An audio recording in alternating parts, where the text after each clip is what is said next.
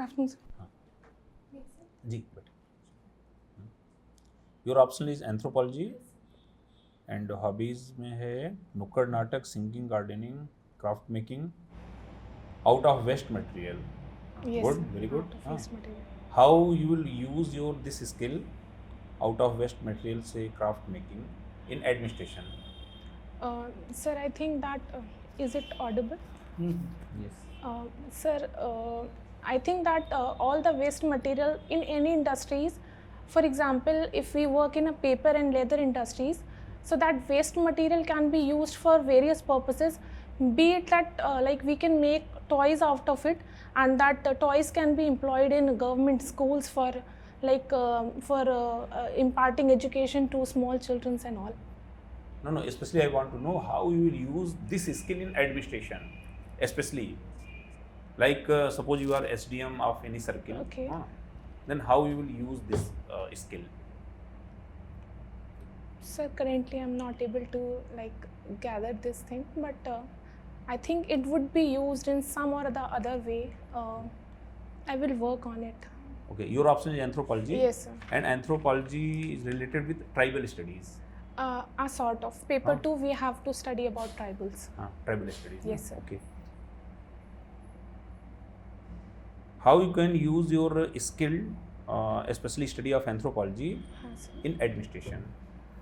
Sir, tribal have always been a bigger issue for India right from our independence, that it forms a majority of Indian population, not majority, around 8% of Indian population, and being in the pre-development to post-development phase, there are many issues related to tribals, for example, exploitation of their land and encroachment of their land.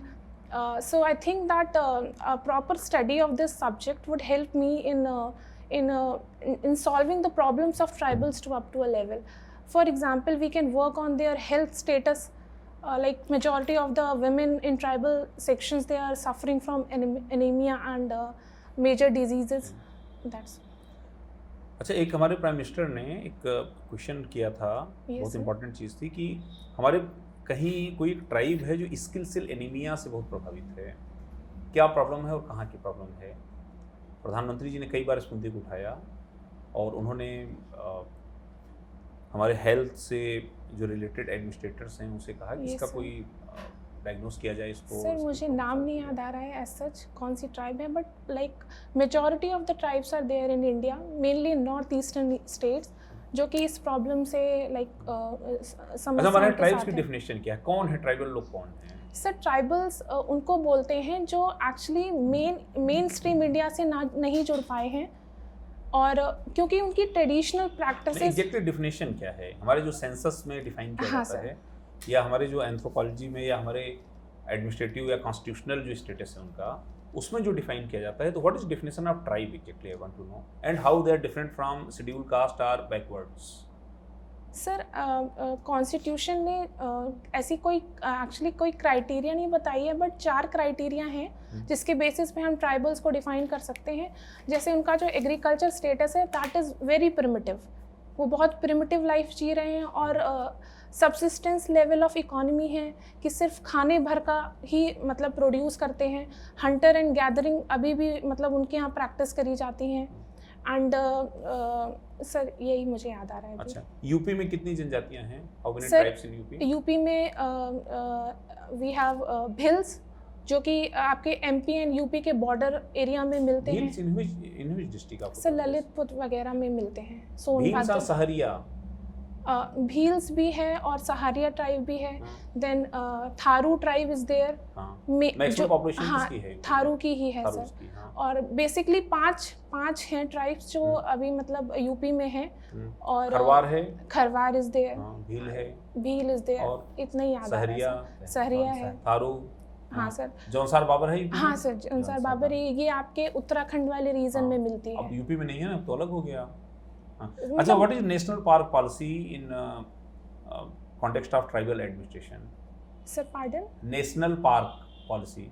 National park policy. Verrier Elwin साहब थे anthropologist. हाँ sir, हाँ sir. उन्होंने theory दी थी ना, national park theory. Sir, I am not aware of this term. अच्छा, आप इसमें पहली प्रायोरिटी दिया है डिप्टी कलेक्टर, Yes, ठीक sir. ना? तो डिप्टी कलेक्टर क्या है? डिप्टी कलेक्टर क्या काम है? सर डिप्टी कलेक्टर बेसिकली उसको जो पोस्ट मिलती है इन यूपी वो है एसडीएम की। वो तहसील में काम करेंगे बिलो एडीएम एंड तो एसडीएम में और डिप्टी कलेक्टर पद में कोई अंतर नहीं है, दोनों एक ही हैं। सर मजिस्ट्रेट पावर भी मिलेगी एसडीएम को, प्लस कुछ रेवेन्यू पावर्स भी हैं। और सर ये अच्छा, और कोई काम नहीं है, दो काम हैं। सर नहीं, बेसिक डिफरेंस क्या है between deputy collector and SDM? Sir deputy collector basically उसको रेवेन्यू पावर्स ज़्यादा रहती हैं, और एसडीएम के पास भी कुछ रेवेन्यू पावर्स हैं, बट उसके मजिस्ट्रियल पावर ज़्यादा रहेंगी। ओके। तो नैन्सी, मजिस्ट्रियल पावर में क्या क्या काम करता है एसडीएम? क्या क्या फंक्शंस हैं जिलाधिकारी जिसको कहा जाता है, ये सर और क्या क्या काम करता है? सर इंस्पेक्शन वगैरह देखते हैं। अच्छा, इंस्पेक्शन कर लेता है। लैंड माइनिंग अगर कहीं पर इलीगल तरीके से की जा रही है तो हाँ, उसका हाँ। जो परमिट वगैरह है अच्छा, वो एसडीएम पास करेगा। अच्छा, देन आपके तहसील में अगर सही से काम हो रहा है या नहीं, वो सब। अच्छा। सर मुझे देखता थोड़ा है। पढ़ना पड़ेगा इसके ठीक बारे में है। अभी। क्या प्रेफरेंस हैं आपके? सर एसडीएम, देन डीएसपी, अच्छा, देन मैंने बीडीओ डाला है। अच्छा, तीसरे उसके- पे आपने वीडियो डाला हाँ है। सर। ठीक बात है। तो क्या काम होता है वीडियो का? सर एक ब्लॉक लेवल पे जितनी भी एक्टिविटीज़ होती हैं वो बीडीओ के अंडर में आती हैं। अच्छा, और जैसे वो एक्चुअली जो बेसिक लेवल है हमारा, जैसे एडमिनिस्ट्रेशन का, लोकल सेल्फ गवर्नमेंट का, उसमें बेसिक लेवल पे काम करेगा। अच्छा। आपने बीटेक किया, फिर आप एंथ्रोपोलॉजी लेके आ रही हैं Yes, sir. ऑप्शनल, तो कैसे कनेक्ट कर पा रही हैं दोनों को? सर प्रॉब्लम ये थी कि मेरा जो ग्रेजुएशन का सब्जेक्ट है इलेक्ट्रॉनिक्स एंड कम्युनिकेशन इंजीनियरिंग, वो लिस्ट में था नहीं सिविल सर्विसेज की। और मेरे पास सिर्फ दो ऑप्शन थे कि इधर आई गो विद इलेक्ट्रिकल इंजीनियरिंग, जो कि बहुत वास्ट था मेरे लिए, और एक एंथ्रो एक ऐसा सब्जेक्ट था कि जो कि मुझे बहुत इंटरेस्टिंग लगा। एंड मेरे सीनियर्स ने भी रिकमेंड किया कि ये एक अच्छा सब्जेक्ट है और तुम्हारे लिए लाइक तुम आराम से इसको कंप्लीट कर सकती हो विद इन 3 to 4 months। ठीक बात है। तो आपका एंथ्रोपोलॉजी में इंटरेस्ट है। Yes sir. ये एक टर्म होता है एथनोसेंट्रिज्म, यस सर। ये क्या होता है? सर एथनोसेंट्रिज्म ये जो टर्म है, इसमें एक्चुअली हम किसी दूसरे का कल्चर अपने लेंस से देखते हैं। मतलब हमें ये लगता है कि उसका जो कल्चर है वो इन्फीरियर है हमारे कल्चर से।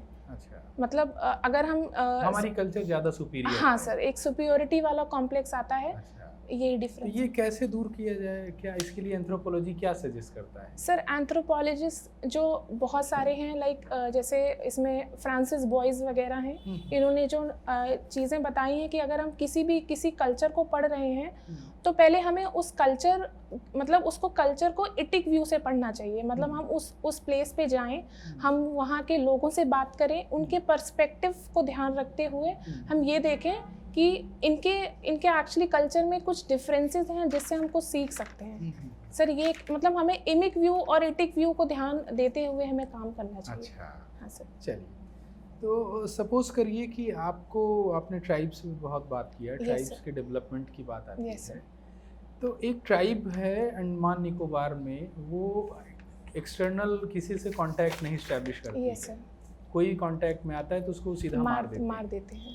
हाँ। तो आप अगर सपोज करिए कि इस तरीके के ट्राइब से आपको उनके यहाँ पे आपको डेवलपमेंट लेके आना है, उनको मेन स्ट्रीम में लेके आना है, तो आप क्या करोगे वहाँ पे? कैसे काम करोगे? सर पहले बात तो ये है कि ये बहुत बड़ा इशू है एक्चुअली। जो वहाँ का ट्राइब है, शॉम्पेन्स एंड जारावाज वगैरह, वो एक्चुअली ये है कि वहाँ तो एक तो प्रिमिटिव लेवल की इकोनॉमी है, और प्लस एजुकेशन जो स्टेटस है वो बहुत लो है। ठीक है। तो हमें एक्चुअली बाहर से कोई चीज़ फोर्स ना करते हुए अगर हम एक ट्राइबल लीडरशिप को डेवलप करें, तो कैसे, जब हम उनसे मतलब कांटेक्ट में ही नहीं नहीं सर, आ हम पाएंगे मतलब तो कैसे करेंगे? मेरे कहने का ये मतलब है कि हम लोग उन्हीं के जो कम्युनिटी है उसी से कुछ एक ऐसा लीडरशिप डेवलप हो। कैसे?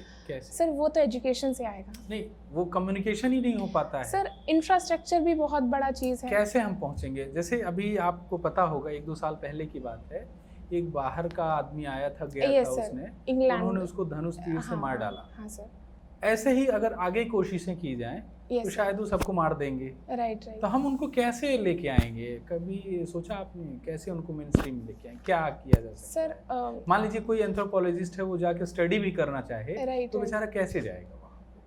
सर मुझे अभी जो समझ में आ रहा है, शायद हेल्थ स्टेटस और एजुकेशन स्टेटस को ही हम इम्पार्ट कर सकते हैं, बाकी हमें ये इस लेवल पे काम करना पड़ेगा। इशू पे नहीं आ ये सर मैं समझ रही हूँ सर। आपने 2 एंथ्रोपोलॉजिस्ट थिंकर्स के नाम बताइए। सर इंडियन या कोई भी आप बताइए। सर अगर इंडिया मतलब हम इंडियन की बात करें तो Sharat Chandra Roy, SC Roy, he is also known as father of Indian anthropology.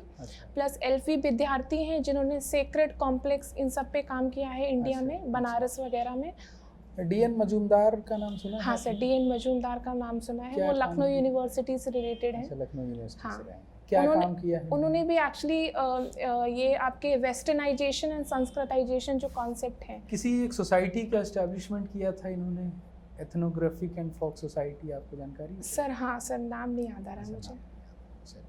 Radha कमल मुखर्जी का नाम सुना है आपने? RK मुखर्जी। RK मुखर्जी का भी नाम सुना है सर, वर्क मुझे याद नहीं आ रहा। Yes sir. चलिए, घुरिये का नाम? हाँ सर, घुरे का नाम सुना है। इन्होंने मैरिज वगैरह पे काम किया है, जो मैरिज की डेफिनेशन थी। हाँ। और हाँ सर, कि मतलब उनका कॉन्सेप्ट ये था कि एक यूनिलेटरल एक मतलब सिर्फ ऐसा नहीं है कि अगर किसी एक मैन का एक वुमेन के साथ रिलेशन होता है कि सिर्फ उसको ही मैरिज डिफाइन किया जाएगा। जैसे उन्होंने एक नायर का जो नायर मैरिज है उसको एज अ कॉन्ट्रास्ट में मतलब डिफाइन किया था कि वहाँ पर एक मैन जहाँ पर बहुत सारी वुमेन के साथ उनके रिलेशंस होते हैं, बट उसको इनवैलिडिटी मतलब हम उसको इनवैलिड नहीं बोल सकते। चलिए, एक आपसे थोड़ा सा इससे अलग हट के सवाल करते हैं। ग्लोबलाइजेशन सुना है आपने? Yes sir. ये क्या होता है? सर ग्लोबलाइजेशन हम इस तरीके से डिफ़ाइन कर सकते हैं, जब हमारी कंट्री की या फिर किसी भी नेशन की जो इकोनॉमिक पॉलिसीज़ हैं या पॉलिटिकल चीज़ें हैं या सोसाइटी है, जब वो इंटरनेशनल लेवल पे लिंक होके हम उस चीज़ को देखने लगे। फॉर एग्जांपल, अगर वुमेन का कोई इशू इंडिया में जनरेट होता है, तो अगर वो इशू इंटरनेशनल लेवल पे उठता है तो उसको एक तरीके से ग्लोबलाइजेशन भी कह सकते हैं। अच्छा, हाँ, ठीक बात है। तो क्या आपको क्या लगता है, ग्लोबलाइजेशन ठीक है, अच्छी चीज़ है? सर ग्लोबलाइजेशन के एक्चुअली दोनों ही पैरामीटर्स मैं बताना चाहूँगी कि प्रोज भी हैं कॉन्स भी हैं। प्रोज ये है कि अगर जैसे मैंने बोला कि वुमेन का इशू है, तो अगर इसको एक ग्लोबल स्टेज मिलता है तो वो कहीं ना कहीं वुमेन सेक्शन ऑफ सोसाइटी के लिए बहुत काम की चीज़ है। जैसे अगर उसको UNDP उसको उस इशू को उठाएगी, तो कहीं ना कहीं आपने अभी एथनोसेंट्रिज्म पे बात किया। Yes sir.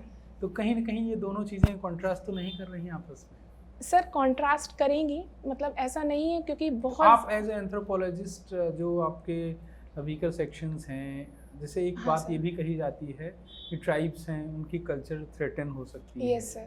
ना? जो वीकर सेक्शंस हैं उनका थ्रेटन होता है। तो कैसे ये आपस में कैसे होगा, दोनों चीज़ें कैसे साथ में चलेंगी? सर मैं क्वेश्चन नहीं समझ पा रही हूँ। ग्लोबलाइजेशन से इफेक्ट आ रहा है इस पे? हाँ सर। वीमेंस के इश्यूज इंटरनेशनल लेवल पे उठ रहे हैं। Yes sir, yes sir. तो कहीं ना कहीं हो सकता है वो वीमेन किसी ट्राइब का पार्ट हो। Yes sir. कहीं पे उसकी रिचुअल अपनी हो, कोई प्रैक्टिसेस अपनी हो, उस कल्चर के जब हम चश्मे में देखेंगे तो बिल्कुल सही होगा, फिट होगा। लेकिन जब हम किसी दूसरे चश्मे में देखेंगे तो हो सकता है हमें लगेगा उनका एक्सप्लॉयटेशन हो रहा है, यस सर, शोषण हो रहा है। Yes sir. इस इशू को कैसे एड्रेस किया जाए? सर आप बिल्कुल सही कह रहे हैं कि मतलब कॉन्स तो हो ही सकते हैं उस चीज़ के, क्योंकि उस चीज़ को जैसे एक चीज़ बोलते हैं कमर्शलाइजेशन ऑफ वुमेन, कि वुमेन का एक नेगेटिव एस्पेक्ट में भी उनको पोर्ट्रे किया जा सकता है। बट मुझे ये लगता है कि शायद हम किसी चीज़ को नकार नहीं सकते, क्योंकि बैलेंस, क्योंकि आज के इकोनॉमिक टाइम की ज़रूरत है ग्लोबलाइजेशन। और वही 2-3 पैरामीटर्स हैं कि हमें एजुकेशन, हेल्थ, इन सब पे बहुत काम करना पड़ेगा, plus sensitivity toward these sections. अच्छा, हाँ सर। चलिए, अपने आर्टिकल कौन से हैं जो ट्राइब से रिलेट करते हैं कॉन्स्टिट्यूशन में? सर आर्टिकल हमारे 344 जो प्रेसिडेंट को पावर देता है किसी ट्राइब को डिफाइन करने के लिए, प्लस आर्टिकल 244 है जो गवर्नर को पावर देता है शेड्यूल्ड एरिया एंड जो ट्राइबल एरियाज हैं उनको डिफाइन करता है। और सर इतना ही याद आ रहा है अभी। फंडामेंटल राइट और लीगल राइट होता है, पढ़ा है, सुना है? फंडामेंटल राइट, लीगल राइट होता है सर। क्या डिफरेंस है? डिफरेंस सर, फंडामेंटल राइट्स होते हैं जो हमारे कॉन्स्टिट्यूशन हमें देता है, जो हमारे कॉन्स्टिट्यूशन में भली भांति लाइक आर्टिकल्स के फॉर्म में दे रखे हैं। और लीगल राइट्स वो होते हैं जो पार्लियामेंट बाय लॉ एस्टैब्लिश करे जाते हैं। अच्छा, हाँ सर। नहीं ठीक है, दोनों संविधान से ही बने हैं, दोनों वहीं से निकल के हाँ आए सर। हैं। कुछ और डिफरेंस, कुछ रेमेडी से रिलेशन है इसका? हाँ सर, जैसे फंडामेंटल राइट्स अगर वायलेट होते हैं तो हमारे पास प्रोविजंस है कि हम आर्टिकल 32 और आर्टिकल 266 के तहत हम हाई कोर्ट और सुप्रीम कोर्ट में जा सकते हैं, बट लीगल राइट में ऐसी कोई पावर नहीं दे रखी है। ठीक है। Yes, sir. See, anthropology is also considered as or you can say subject of development of mankind. Mankind, yes sir. It's not surrounded with the tribals only. Yes sir, exactly. Earlier you told also, it's a sort of. So mankind, if you just focus on the mankind history or the mankind develop, how will you just categorize the mankind? Sir एक बार फिर से समझा दीजिए question. How will you categorize the mankind development? First, second, third, as per the development. Sir I am not able to understand question, मतलब mankind, Emergence of the mankind and their development. Sir, emergence of the mankind, I would say that it relates to the evolution of the human, right from primitive, right from primates to a whole human species, that is Homo sapien. And उसके बाद it also talked about उनके culture के बारे में, कैसे वो culture develop हुआ, कैसे उनकी societies develop You हुई। immediate touch the Homo sapiens, but before the Homo sapiens, They are like many species. many species. So that is the development of the That is the physical development. physical development. और plus एक social level पे भी एक Socialization, development yes. हुआ, जो कि हम society के फॉर्म में बता सकते हैं कि कैसे पहले सब्सिस्टेंसिव सोसाइटी होती थी, उसके बाद फॉर्मलिस्ट सोसाइटी हमारी बनी, जहाँ पर Difference between? Difference Yes. Sir subsistence वाले में एक लाइक हम सिर्फ एग्रीकल्चर पे ध्यान देते हैं, जहाँ पर फिशिंग और ये पैस्टोरल सोसाइटीज़ वगैरह रहती हैं, जहाँ पर लाइक एक प्रॉपर कोई इकोनॉमिक चैनल ऑफ कम्युनिकेशन नहीं होता कि बार्टर सिस्टम होता है। प्लस फॉर्मलिस्ट इकोनॉमी वो होती है जहाँ पर आपका एक प्रॉपर ग्लोबल ऑर्डर बनता है, प्लस जैसे एक proper sort of communication is there, एक स्टेट का फॉर्मेशन होता है, गवर्नमेंट होती है, प्लस जैसे हमारे करेंसी का भी यूज़ होता है, मॉनेटरी, ये सब चीज़ें। ठीक है। Administrative aptitude, what is this? Sir, administrative aptitude would consist of many parameters. For example, a good leadership, a way of communication between people, and an empathetic attitude, and a level of sympathy for the people, and a spirit of dedication. Is there any place for the political things, political philosophies also? Sir, I would not deny that. मतलब politic How thing. will you just structure your aptitude without the philosophies, understanding of the different philosophies and different ethics measurements? Sir, for example, it is said by many social scientists that a bureaucrat cannot be a total neutral on certain situations. मतलब you have to follow an objective criteria, and that depends on situations, and at some times you also have to be subjective in nature. So I think that it all depends on situations. And more or the less, I think political attitude should not come in the way. I mean, you should be binded by your integrity and ethics in administration. Okay. So the next and the last question: who is the father of Indian nukkad drama? Pardon, sir, I'm not aware of it. Okay, you have given the choice. Yes, sir. Yes, sir. ठीक है, आप जा सकते हैं। Thank you, sir.